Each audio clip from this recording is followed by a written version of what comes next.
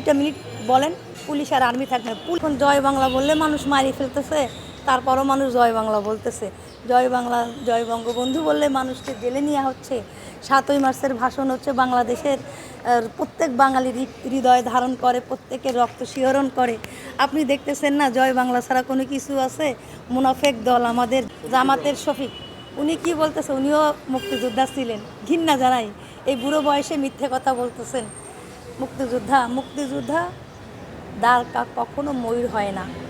কারণ আপনারা যারা বাংলাদেশকে ভালোবাসেন, এই বাংলাদেশ বাংলাদেশের মতোই থাকবে।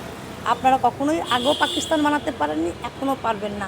আর আপনি যেটা বলতেছেন, জননেত্রী শেখ হাসিনা বাংলাদেশের মানুষের প্রয়োজনে যে কোনো মুহূর্তে বাংলাদেশের মানুষ জননেত্রী শেখ হাসিনাকে ফিরিয়ে আনবে। আপনি শুধু 2টা মিনিট বলেন, পুলিশ আর আর্মি থাকবে না। পুলিশ তো ভাই মানে বলতে পারতেছে না, তাই কারণ 5ই আগস্টটা হবে একমাত্র পুলিশ হত্যা দিবস।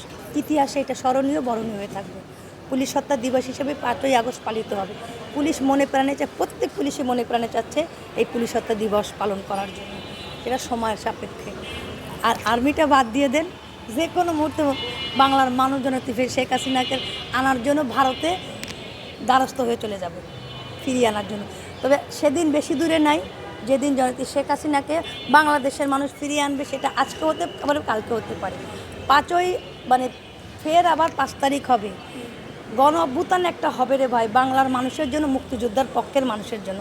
জননেত্রী শেখ হাসিনাকে ফিরিয়ে আনবে। আর এই রাজাকার যারা বাংলাদেশকে ধ্বংস করেছে তাদেরও আইন অনুযায়ী শাস্তি দেওয়া হবে।